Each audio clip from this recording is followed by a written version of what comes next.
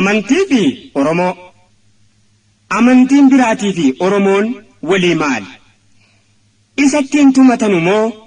Isattiin tumamanu moo? Isattiin hubatanu moo? Isattiin gubatan? Islaamummaaniif Oromoonoo maal waliin jedhu? Wal simatu moo walimatu? Yaa ummataa isinoo maal jettu?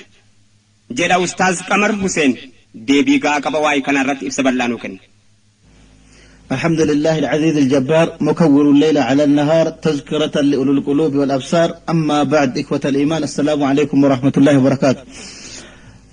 كبجمتوتا أجفتوتا كأن يجود سجنتا راكين كيست كمبرنو سجنتا أورمو في إسلام ما جدو أكسمس أمو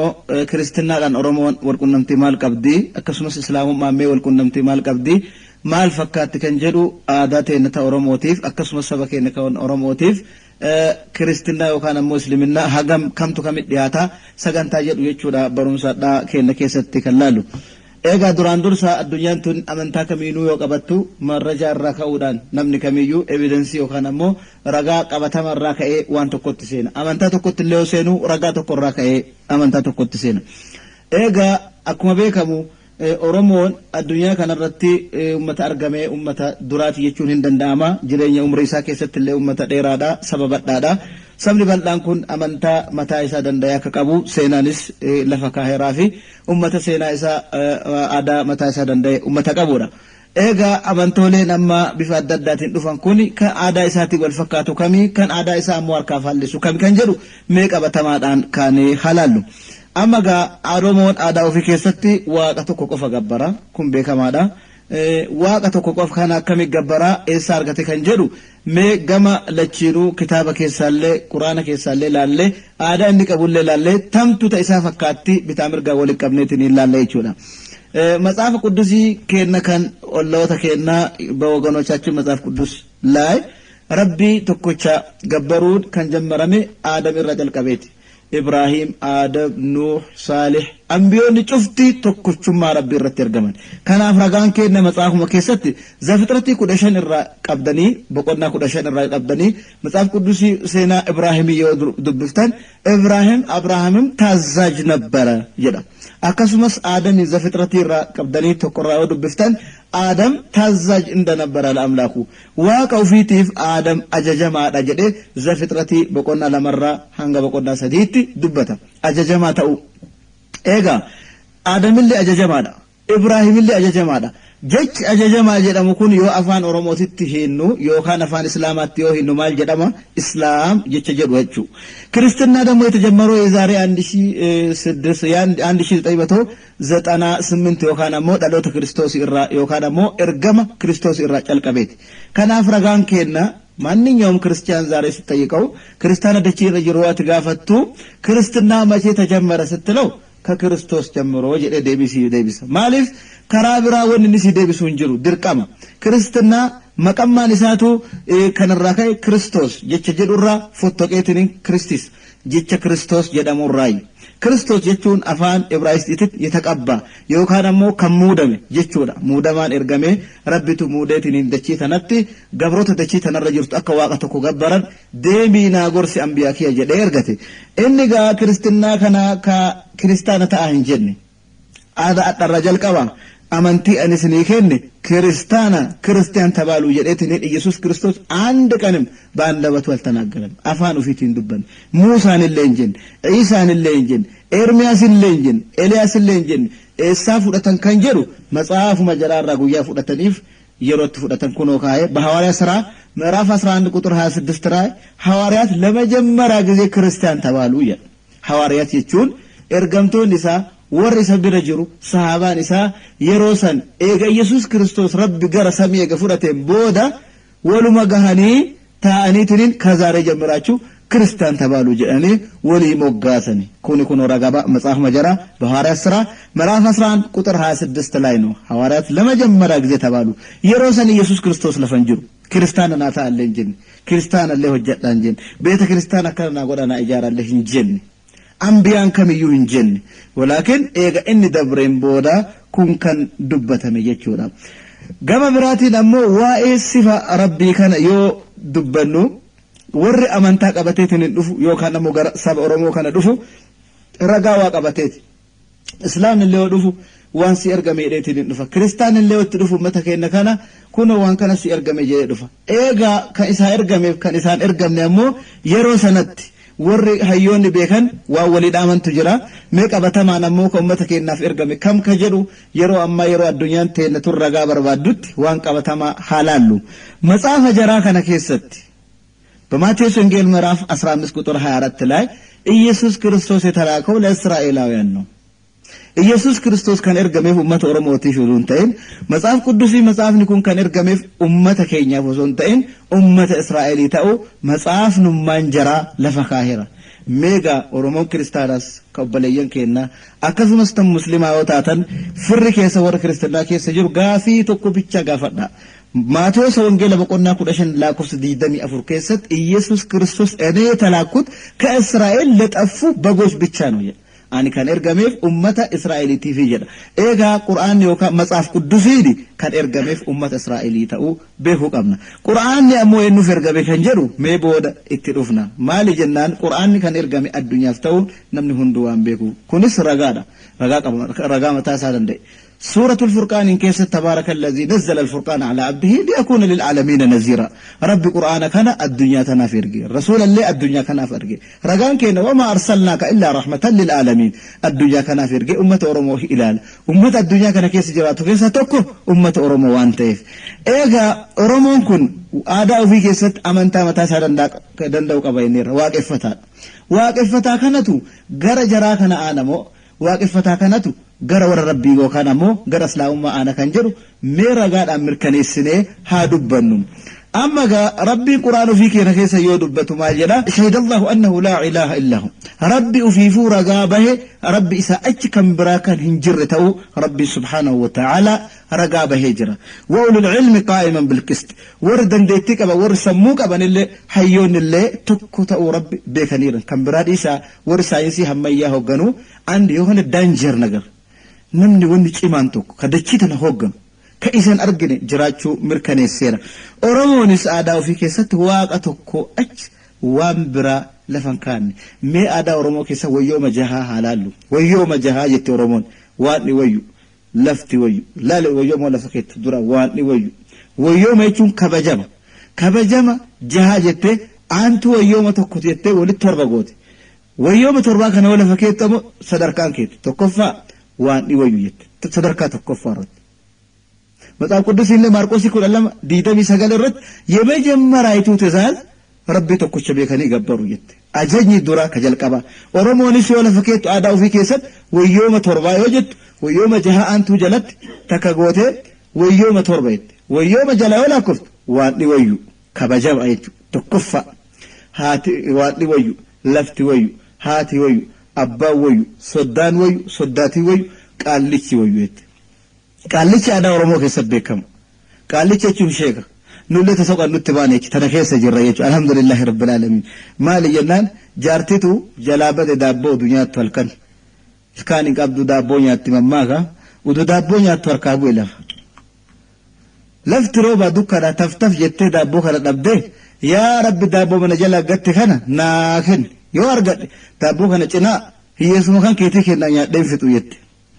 rabbi ka billici goote san billici naa godhe tan jedhe beela'ee nyaataa jira walakkaa isaa kana hiyyeessuma keetii kennaa yaa rabbi billici naa godhii jette yoo rabbi billici godhe lafaa ol buttee kaatee argadhe iyyuun xaarinii jette fudhatti xaarinii maaliif jennaan wakkatuuf dhoggachuuf akkuma sani eegaa nu qara warri qaallotaa akka oromoo keessa sadarkaan qabnetti ilaalan nutis ammas keessa of arganne maal aadaa oromoo wayyooma torbaa keessatti tokkochi qaallicha jechuudha qaallicha bobaa kitaabaa kaaree dalagadaa dhugaan amba baarkuteessa lagalkuteessa laga baheessa jetti baarkuteessa dibbedhaheessa jetti yeroo san qaallummaan sadarkaa sadii waan dhufteef qaallicha bobaa kitaabaa kaaree dagishee dhugaan amba hin tuqin jetti gara hin tuqin qaallicha bobaa kitaabaa baarkuteessa jechuun biyyan qabu baarin kutee deemu daawaaf heedaal jechuudha addunyaa irratti akkuma asii amma deemnee makka daawaa goona madiina daawaa goona asii booda dhandhaa gujii keessa dhandhaa kanaafuu maal jettu baarkuteessa dibbedhaheessa wayyooma nama fala hin tuqina karaan isaa bana jetti mee rabbi oromoo qara'u tana godhe maal jennaan alhamdulillah jennaan jechuudha eegaa maal jetti waaqa ofii kana ammoo yoo waaqa ofii kana faarsitu rabbi hin raftuu jetti rabbi rafaare hirraf beekamaadha matsaaf quddusiin illee iddoo kanatti isii gargaara maal jedhee በመዝሙረ ዳዊት 120 ላይ ምዕራፍ 120 ቁጥር 4 ላይ ማል ጀዳ እግዚአብሔር በፍጹም አይተኛም ጀዳ gargaareen jechuu rabbiin quraana keessa jirullee maal jedha laa ta'khudhuhu sinatun wala nawm rabbi hirribi san qabu daguunis san qabu jedha yookaan muhimmu gullee jedha amma aadaa isiitti wali galeef isiinillee maal jetti oromoon rabbi raftuu jetti gama biraatiin ammoo maal jetti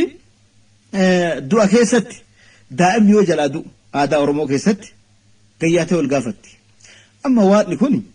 du'a tan akkamoo akka malee nurraa ajjeese daa'ima kana jettee ol gaafatti dura aadaa waamaa keessatti wal gaafatu duutitu akka malee maali jaarsi nyaate udu jiru ka arrii baasee udu jiru daa'ima diqqaa kan ajjeesu seera malee jettee itti murtii waaqatti murtee muramtee daa'ima ajjeesuun seera malee muramtee rabbi sirriin taa'imee muramtee amma rabbiin tumnaa ka'a jetti faradoo qabatanii aadaa beekamaadha ka addunyaa marti beektu faradoo qabattee ol qabattee faradoo waaqa keessa tumti waaqa tuman jechuudha waaqa gara faaran amma kana sirratti wani ilaallu maali aadaa rabbiin tokkochi kanama ajjeesu ta'u beekteerti jechuudha warra dharama rabbi sadii jedhu warra dhamukaan rabbi jedhu warra dhasitti mikaa'eel maaliyyo jedhee waamatu irra qarommaan isii hagam akka ta'e rabbi akka ajjeese beeytee halangee qabattee rabbiin lolte kaatee hin dacha'anii affeeradhanii lafa ta'an maarree amma lafa qabbana godhe nuu dhaanami nuu lolami siin lolanne nuu lolami yookaan ammoo nuu ishee jedhanii du'aa godhatanii gara manaa galan kun aadaa oromooti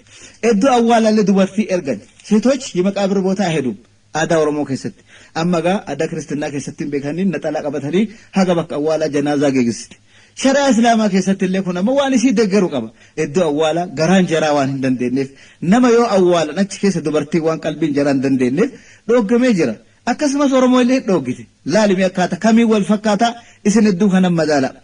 gara gumaatitti ammoo gumaa namaa yoo baafattu maal jetti waakkattu jilbaan fixattu dhibbaan kottu jetti yoo gumaan nama tokko du'e horii meeqa jechuudha horii dhibba shari'aa islaamaa keessatti illee nafseen nama tokko meeqa gaala dhibba isin illee waan biyyasii keessa jiru horii dhibba godhatte akkasumas gumaan ilkaan nama tokko yoo buqqa'e shari'aatti gaala 5 isin illee waan biyyasii keessa jiru aadaan ta'e oromoo maal godhatte horii 5 godhatte mee hagam akka itti dhiyaattu kamitti dhiyaatti kiristina dhiyaatti islaamina dhiyaatti madaaliyaan isiniif kenna jechuudha haala fuudhaa haadha heerumaa haala wanni yoo laaltu idaayyaan tagolaati dubartiin tagolaati dubartiin kabajaadha ulfinna qabdi gadi baateetiin fuultakkatti ofirraa mulqitee mataa qullaan deemti intalta shaashiiti takooriyaati mataan isii jaaba qaba akkanaa miti aadaa oromooti kun jechuudha kabaja qabdi haybaa qabdi gachana qabdi kanatu jira jechuudha boorana keessatti yeroo wayii dhandhe peenteen sinnattee konferansii gadaa waggaa 7 irratti nullee argamne jar dukkaana dhaabanii fi bishaan akkanaa kana fidanii abbaa gadaatii waan mara tolchanii haala mara qindeessanii haala mara mijeessanii fi yeroon silaa badhaafataa jedhanii yookaan ammoo dhaamata namni martuu yaada ofii qabu dabarfatu yeroo sun gahe geennaan peenteen dhuftee maarree yaada dabarfannaa yaada nurraa fuudha maarree dabarfadha yesuu ilma waaqaa nurraa fuudha Yesuusin ilma waaqaati amantan malee hin fayyitanii saniif dhufne kun Addis Ababaa irraa Finfinnee irraa baanee dhufne ilma waaqaa Yesuun nurraa fuudha kootu jedhee ol gaafate abbaan gadaa dhufee maarree wanni haaromni na dhufte Yesuu ilma waaqaa narraa fuudhi itti amani jedhani maal jedhaa maarree na gaafachiisi waa gaafadhaa maarree gaafataan gaafate maarree maal gaafatta wanni gaafadhu amma waan kun du'ee jennaa ilma ergate moo uduma jiru ilma ergatee jedhanii gaafatan mee haga sammuu isii gettu laal ummata seera gadaati wal bulchu seera murtee fi mataa ofii qabu eega mee ummata kana amma waan gaafatta warra Yesuun irraa fuudhaa Yesuusin taqabbalaa jedhu kun waan sun ka qarabeennu waaqa tokkocha du'eetiniin ergate moo uduma jiru ergatee daa gaafadhu lakkin duune ima jira uduma jiru ilma ofii ergatee maarree muramtee rabbi dhugaanu haa dubbisu muramtee dhugaan haa mootuu muramtee aadaa gujii booranaa keessatti udu abbaan jiru ilma gabbaruun ittiin jirtu deemi gali jedhe laaliga aqlii maaliitiin beekan seera ambaa keessatti udu abbaan jiru ilma gabbaru lakki akkasii miti jedhaniin afaan sirreeffataan qarichoon qaroon afaan midheesse lakki jechi kenna akkasii miti Yesuu kana dhiiraaf dubartii irraan dhalanne qeema keessatti dubartimatu dahee jenna kun ifuu qaanya ilmi dubartiin deette nama foon dhaabatu deemi gali jedhanii gaa nu ammoo kanan jennu jarriin beekanii fi aadaa isaaniiti waan aadaa isaaniitiin sammuu isaaniitiin ammoo uduu rabbi jiru waan biraa gabbaruun akka sirriin taane hubatan jechuudha. Fahmi akkana rabbiin nu haa kennu. Har'aatan ijoolleen teenoo hana gana gahu wallaalti. Amma gaa haala waaqeffannaa keessatti ammoo waaqeffannaa jedhan yoo jarri rabbiin kadhattu maal jetti wal geette. Amma gaa gaafa san irratti jara pheenxee dhogganee na allee badhaafata qabaa jedheen gara kiyyaan. Maarri badhaafadhee maal badhaafatta ati hoo maaliin an qaallicha bobaa kitaabaa kaaree dalagadaa baarkuu teessa dibbedhayeessa horii keessi eebbisa ganda keessi eebbisa eebbaa dhufe eebbumati jedharraa fuudhedheen. Kana koottette dubbadhette maaree dubbadhe waan dhisi haa jaalatu aamiin rabbi islaamummaa siyaasisu aamiin harka ol guurte buluu isi akhira maaree afaan waaqaatiin si eebbisa quba kan kee kan akkan ol fuudhedheen quba akkana ol qabda ashhadu allaa ilaaha illallah nama hedduu shaadaa deebi'e garii namoota keessaa oromummaa nu balleesseettee fiddellee ima jirti alaa kulli haali namni 350 kan amma viidiyoon arguu dandeettan inshaallah kun amma laaltanii viidiyoon namni 350 wahi gara amantaa islaamaatti alhamdulillahi rabbil alamin ashhadu أن لا إله إلا الله وأشهد أن محمدا عبده ورسوله وأشهد أن عيسى عبد الله ورسوله. الحمد لله رب العالمين. مالف جنان نتديهاتا يجودا ما ربي يوكا أتمال جتو رمون aadaa ofii keessatti waan kadhattu qabdu waaqeffannaa akkaataa namni itti salaatu kan haala seera salaata haa dhabdu malee waaqeffannaa mataa isaa danda'e qabdi. Mee maal jetti? Allaatti mucha malee hooti rabbi yookiya guddaa moote nu baasiinti nasi haa geettu nu baasii akka ofii beektuun kombolchi doole jira tokkochi mooye sima rabbi yoo tokkochi mooye sima jetti rabbiin adda baafte kamooye isa achin jiru gama biraatiin kaataariyo jalaan bu'ii tuujii guddaa dhiqadhu deebisitta tanuma naa fixadhu yoo an badii deebise yoo an shirqi gale na deebifta tanuma naa fixadhu jette yoo rooba dhabdu daa'imman yaaftee ijoollee yaaftee duudaa horii yaaftee lagateettee kadhatti maal jette dhiiraaf dubartiillee wayyooma tuqaassee lafa mirgoon dheedullee ansima dura aansee nyaataa dhuddoon hajamtuu maalumatu si aarsee naa araarami rabbii kuu duudduu mara yaasee jedhee rabbii kadhata. Mee laaligaa kun ammoo waccuu uffatee dhadhaa mataarra kaatee gubbaa taa'ee ka hin dheeyyii labbaa ka hundaayyuu abbaa rabbiyyoo ka hundaayyuu abbaa rabbamu jetti beerri teeda hoo maal jetti bunkee godhattee siinqee qabattee killa baafattee killaan bahee sirraa dahee killa feessee sitti dheessee rabbiyyoo amma jaartiin jaarsa aartellee guyyaa kana hin haftu beeki jaartiin aarii jaarsarraa qabdullee akki isaa ima goomaa jetti inni bada jechuu bar akki isaa ima goomaa beelli garuu hundaa qoomaa uduu kiyyaa xiqqaa nyaate uduu quufee namni dharaa uduu lufe jetti isaan akki isaa fagoo rabbi roobiif yaboo jetti garaa lafti kalaalime robtitti akkuma sanittu akki isaa fagoo rabbi dhiisiif yaboo yoo kana rooba shaa godheef rooba aadaa kanaan waaqeffataa turte eega amma gaa mee laal jecha isii keessatti kombolchi doole jira tokkochi moo'e sima jettiin amma gaa tokkochi moo'e lam yalid walam yuulad walam yakun lahu kufuwan ahad jecha jedhu walitti gale aw qul huwallahu ahad